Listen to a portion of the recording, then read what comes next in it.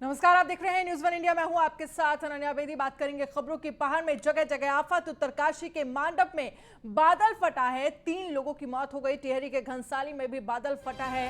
केदारनाथ में भारी बारिश से पुनर्निर्माण कार्य बंद किया गया। बद्रीनाथ हाईवे भी मलबा आने से बंद हो गया है। अलकनंदा और मंदाकिनी का जलस्तर बढ़ा है। लैंडस्लाइड से राज्य भर में 64 सड़क बंद हो गई हैं। सिंचाई नहरों को भी नुकसान पहुंचा है। पेयजल लाइनों को भी भारी नुकसान पहुंचा है। एसडीआरएफ की 28 टीमों को अलर्ट पर रखा गया है। पीडब्ल्यूडी सड़कों को खोलने का काम में जुटा है। उत्तराखंड के कई जिलों में मूसलाधार बारिश। राज्य भर में 3 दिन भारी बारिश का अलर्ट जारी किया गया है। कई जिलों के लिए ऑरेंज अलर्ट भी जारी है। तो बड़ी खबर, पेयजल लाइनों को भी भारी नुकसान हुआ है। एसडीआरएफ की 28 टीमों को अलर्ट पर रखा गया है। तो किस तरह से बारिश की वजह से उत्तराखंड में नुकसान हुआ है। कई जगह ऐसे जहां से खबरें आ रही हैं जहां लैंडस्लाइड हुआ है, बादल फटने से। इन सब के बीच 3 लोगों की मौत भी हो गई है। सुदीप जैन हमारे साथ ज्यादा जानकारी के लिए जुड़ गए, हमारे संवाददाता। सुदीप, फिलहाल क्या कुछ जानकारी मिल रही है, क्योंकि 3 दिन का अलर्ट जारी किया गया है बारिश को लेकर, लेकिन इन सब के बीच भारी तबाही भी उत्तराखंड में देखने को मिली है। अपडेट क्या है आपके पास? देखिए, राजधानी देहरादून में आज तीसरा दिन है। मेरे पीछे भी आप देखिए तो अभी भी बारिश हो रही है। सामान्य जनजीवन बुरी तरह प्रभावित है। बात करते हैं पहाड़ों की। उत्तरकाशी में कल देर रात बादल फटने से सुबह तक के अपडेट के हिसाब से 3 लोगों की मौत हुई है, जिनके डेड बॉडी रिकवर कर ली गई है। इसके अलावा करीब 4 मकानों को नुकसान की सूचना है। 4 मकान ध्वस्त हुए हैं, जिनको तबाही मची है। इसके अलावा टिहरी जिले में भी बादल फटा है, जहाँ एक जगह बहुत ज्यादा बारिश हुई है। कुमाऊं की अगर बात करें, कुमाऊं मंडल की, तो कुमाऊं मंडल से अल्मोड़ा, पिथौरागढ़, बागेश्वर को जोड़ने वाले एक मार्ग का पुल डैमेज हो गया है, जिस वजह से ट्रैफिक डाइवर्ट किया गया है। ये कुमाऊं के तीनों बहुत बड़े जिले हैं। पिथौरागढ़ वैसे भी सेंसिटिव जिला है और बॉर्डर का जिला है। इसके बावजूद ये डाइवर्जन किया गया है, क्योंकि पुल में जो दरार आई ये मजबूरी बनी। इससे लोगों को परेशानियों का सामना जहां करना पड़ा, वहीं ट्रैफिक का दबाव बढ़ा है। उत्तराखंड में ओवरऑल बात करें तो भी कुछ देर पहले मुख्यमंत्री जो है आपदा सचिवालय पहुंचे हैं, जहां उन्होंने आपदा सचिव और अफसरों के साथ समीक्षा की है कि पूरे प्रदेश में क्या स्थिति है, पूरे प्रदेश में तैयारियां क्या की गई, नुकसान के बाद मौके पर जो टीमें पहुंच रही हैं वो क्या कर रही हैं। दूसरी महत्वपूर्ण बात, एसडीआरएफ ने 28 पॉइंटों पर अपनी फोर्स का लोकेशन बढ़ाया है, जो सेंसिटिव पॉइंट को मॉनिटर कर रही है। अभी थोड़ी देर पहले जो मौसम विभाग के निदेशक है विक्रम सिंह, उन्होंने ये बताया है कि अभी भी राज्य में भारी बारिश के जो दबाव की स्थिति है वो अगले 24 से 36 घंटों तक बन सकती है। 36 घंटों बाद ही कुछ राहत मिल सकती है।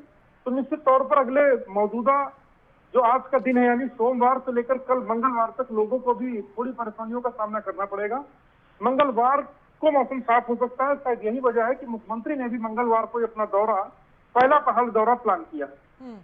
बिल्कुल सुदीप, आपसे यहाँ ये भी समझना चाहेंगे, क्योंकि जिस तरह से खबर आ रही थी बादल फटने से 3 लोगों की मौत हुई है। अगर हम पूरे उत्तराखंड की बात करें तो कहाँ पर किस तरह की स्थितियाँ बनी हुई हैं? इसके साथ ही तमाम ऐसी सड़कें हैं जिनका संपर्क टूट गया है शहरों से। इसको लेकर आपके पास क्या कुछ जानकारी है?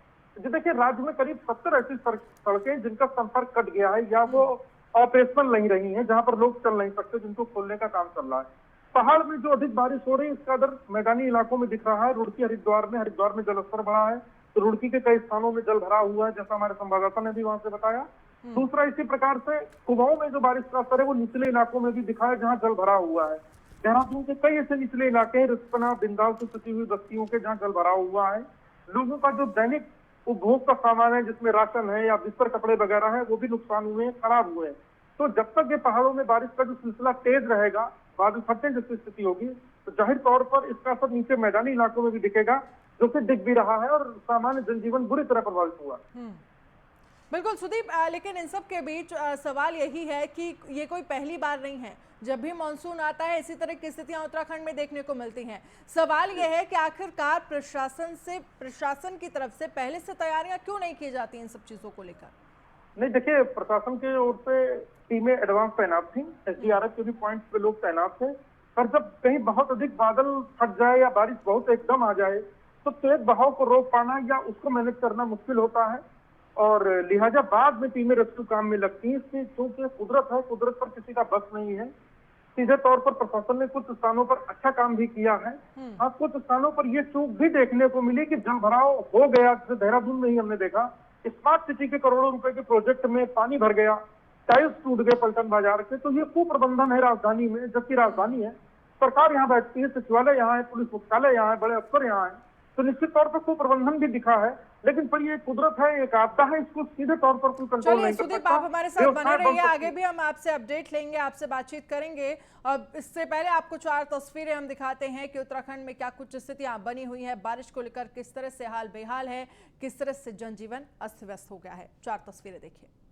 तो ये 4 तस्वीरें हैं। पहली तस्वीर उत्तरकाशी की है, दूसरी है टिहरी की, तीसरी तस्वीर हम आपको रुद्रप्रयाग की दिखा रहे हैं, चौथी तस्वीर मसूरी की दिखा रहे हैं, जहां पर लैंडस्लाइड होने की वजह से तमाम सड़कें बंद हो गई। उत्तरकाशी में आप देख सकते हैं पानी का बहाव कितनी तेज है। रुद्रप्रयाग में भी आप देख सकते हैं जलस्तर लगातार बढ़ रहा है। और टिहरी की भी वही तस्वीरें। तो पहाड़ों पर किस तरह से आफत की बारिश बरसी है, ये हम तस्वीरों के माध्यम से आपको समझाने की कोशिश कर रहे हैं। सुदीप हमारे साथ बने हुए हैं ज्यादा जानकारी के लिए, उनसे भी हम आगे चर्चा करेंगे। लेकिन इन सब के बीच ये तस्वीरें देखिए किस तरह से मसूरी में जाम लग गया है।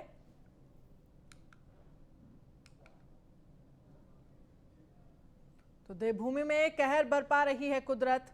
तमाम जगह की तस्वीरें, लैंडस्लाइड की वजह से सड़कों पर आवाजाही बंद हो गई है, तमाम मार्ग बंद हो गए हैं क्योंकि लैंडस्लाइड हुई, बारिश हुई अचानक से। और उसके बाद देखिए स्थितियां, रुद्रप्रयाग में जलस्तर बढ़ गया है पानी का।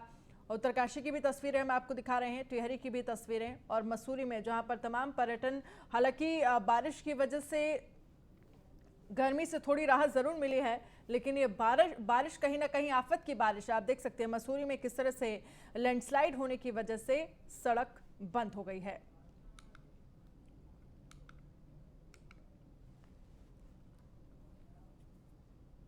और पहाड़ से लेकर मैदान तक उत्तराखंड में आफत की बारिश बरस रही है। मौसम विभाग की माने तो आज भी पूरे प्रदेश में बारिश का सिलसिला यूं ही बना रहेगा। वहीं कई इलाकों में भारी बारिश की संभावना जताई जा रही है। गढ़वाल क्षेत्र में, देहरादून, हरिद्वार और उत्तरकाशी में कहीं कहीं बहुत भारी बारिश की मौसम विभाग ने आशंका जताई है।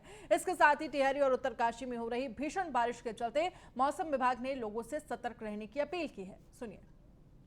आप देख रहे हैं कि जो रेनफॉल एक्टिविटी पूरे प्रदेश में बहुत अच्छी चल रही है। खासकर गढ़वाल रीजन में हैवी वेरी हैवी रेन्स वो मिल रही हैं।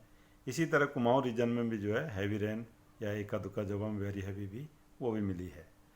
आगे भी जो अगर आज बात करें तो आज भी एक्टिविटी उसी तरह से रहने वाली है।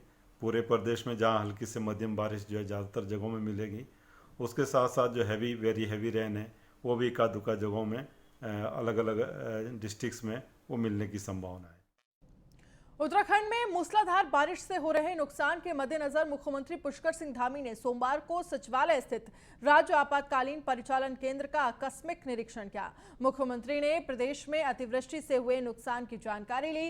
राज्य आपदा परिचालन केंद्र में ड्यूटी पर तैनात अधिकारियों और कर्मियों को राज्य में आपदा की स्थिति पर लगातार नजर रखने के निर्देश दिए हैं।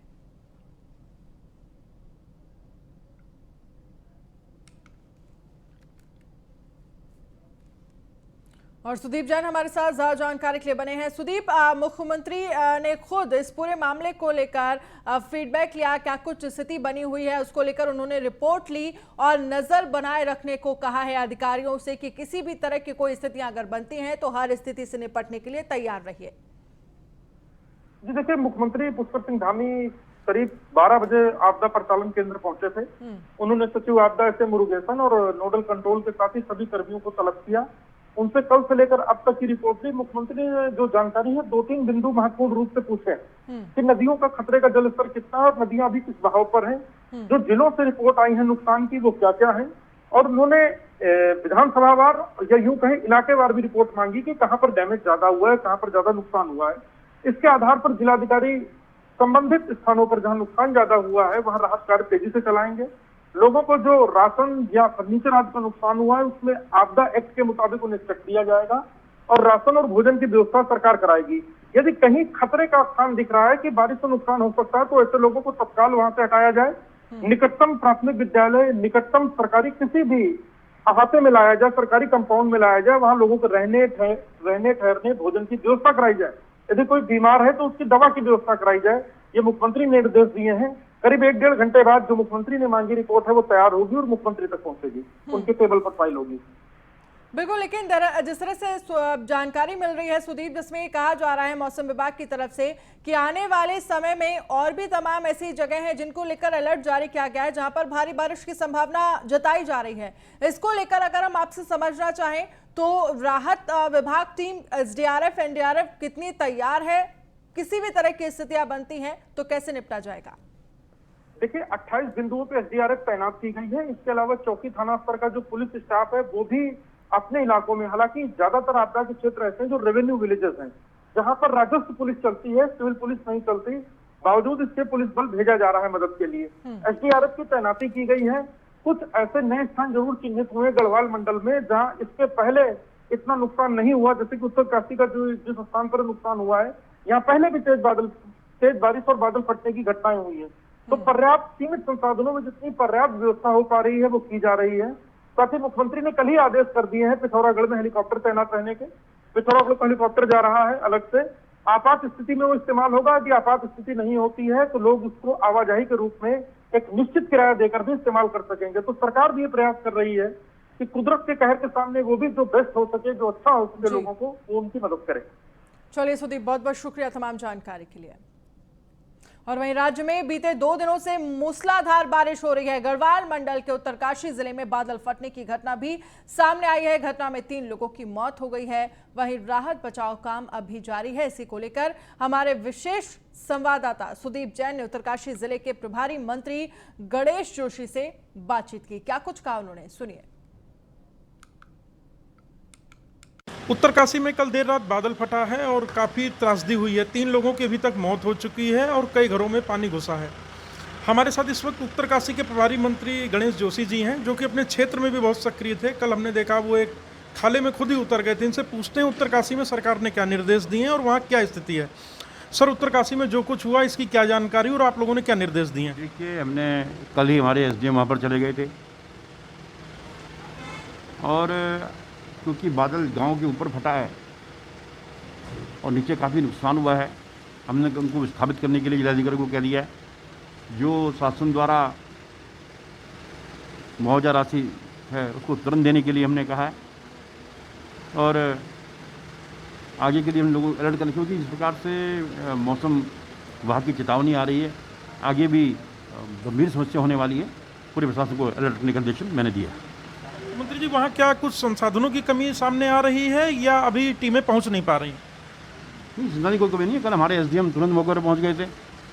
मैंने कहा ना, देखिए आपदा को कोई नहीं रोक सकता, लेकिन आपदा के बाद जनता के साथ खड़ा होना, उनके दुख को बांटना, उनके दर्द को कम करना, ये हमारी जिम्मेदारी है और हमारी सरकार पूरी जिम्मेदारी के साथ इस काम को कर रही है। तो ये थे कैबिनेट मंत्री गणेश जोशी जी, जिनका कहना है हम जनता के साथ खड़े हैं और आपात स्थिति में आपदा को तो नहीं रोक सकते, लेकिन लोगों की जो भी मदद होगी उसमें सरकार कतई भी पीछे नहीं है। कैमरामैन अनूप भट्ट के साथ सुदीप जैन, न्यूज़ 1 इंडिया, देहरादून।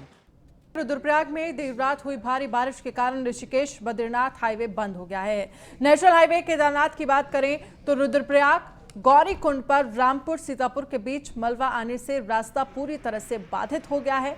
बारिश के चलते पहाड़ों पर भूस्खलन भी हो रहा है, जिसके चलते रोड बाधित हो गया है। वहीं ग्रामीण क्षेत्रों में भारी बारिश होने के चलते जनजीवन प्रभावित हुआ है।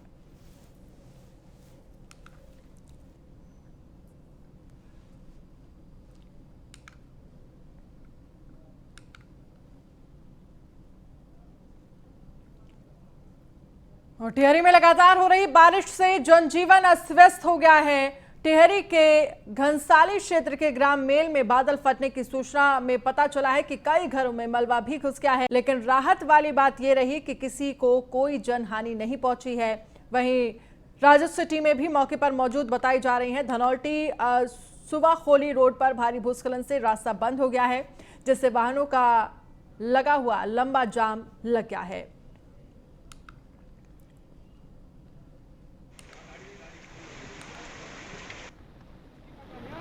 पहाड़ों में किस तरह से बारिश ने तबाही मचाई है, तस्वीरें हम लगातार आपको दिखा रहे हैं। मसूरी में 2 दिनों की बारिश से जनजीवन बुरी तरह से प्रभावित नजर आ रहा है। सुवाकोली धनौल्टी रोड पर भूस्खलन से रास्ता बाधित हो गया है, जिसके चलते तगड़ा जाम लग गया है और लोगों को परेशानी का सामना करना पड़ रहा है।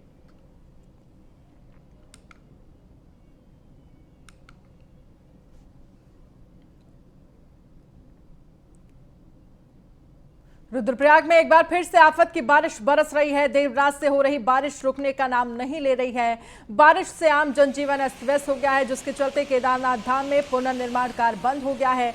साथ ही बद्रीनाथ और केदारनाथ हाईवे सहित ग्रामीण क्षेत्रों को जोड़ने वाले लिंक मोटर मार्ग बंद पड़े हुए हैं, जिससे जनता की दिक्कतें बढ़ गई हैं। वहीं अलकनंदा मंदाकिनी नदियों का जलस्तर काफी बढ़ गया है, जिससे आसपास के घरों के लिए खतरा पैदा होने लगा है। वहीं अलकनंदा और मंदाकिनी नदी किनारे नमामि गंगे प्रोजेक्ट के तहत बने सभी घाट डूब चुके हैं। प्रशासन की ओर से नदी किनारे बसे लोगों को एहतियात बरतने को कहा गया है।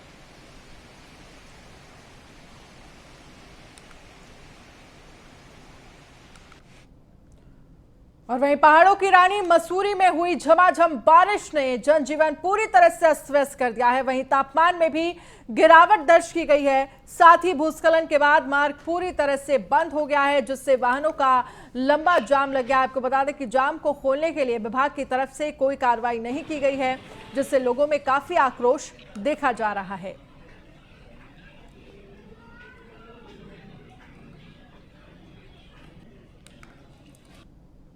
उसका लगवाया था कुछ टाइम पहले ही लगाया, और ये जो नगर निगम जो है ये पानी की पाइपलाइन जो बिछा रही है जी जी, पिछले 1 महीने से इन्होंने खुदाई करके छोड़ रखा है जी। और ये पाइपलाइन तो डाल दी है इन्होंने, लेकिन ये इन्होंने कोई भराई नहीं करी है, जिसकी वजह से ये पानी भरा है इसके अंदर सारा का सारा। और जिस पानी भरने की वजह से जो है ये हमारा सारा उसका जो है गिर गया, सारा नीचे गिर गया और हमारे घरों को भी खतरा हो गया है सारा।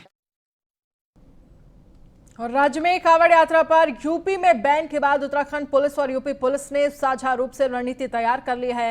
कांवड़ियों को आने के लिए हर तरीके से रोकने की योजना बनाई जा रही है। वहीं पुलिस के मिशन मर्यादा के पालन में अब साफ तौर पर सख्ती दिखाई देने लगी है। डीआईजी गढ़वाल नीरू गर्ग ने न्यूज़ 1 इंडिया से बातचीत में बताया है कि पुलिस हर तरीके से नियमों का पालन कराने के लिए तैयार है।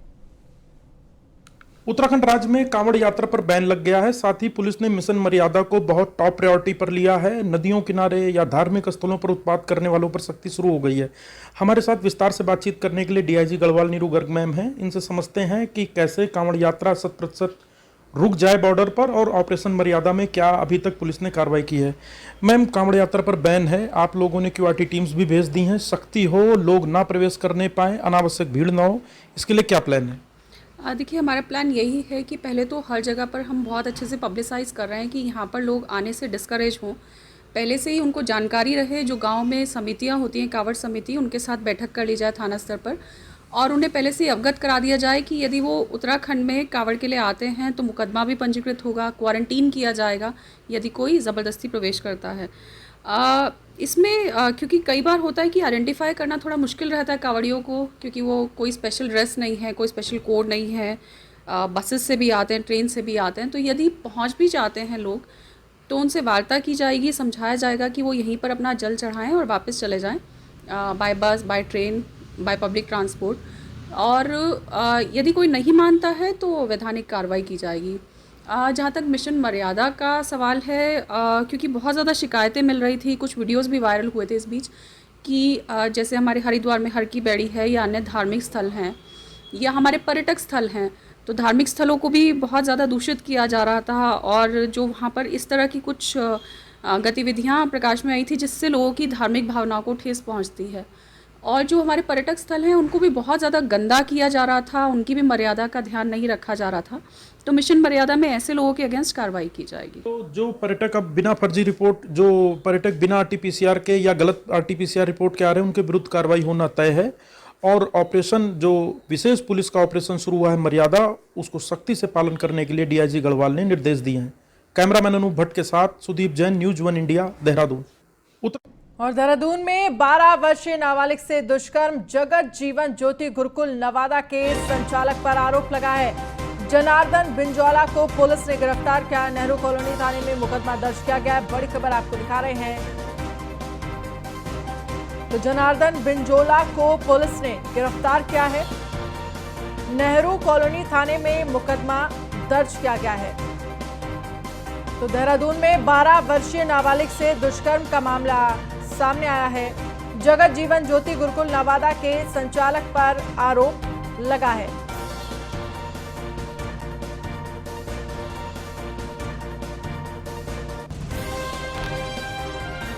और देवभूमि की खबरों में फिलहाल इतना ही। आप बने रहिए न्यूज़ 1 इंडिया के साथ। नमस्कार।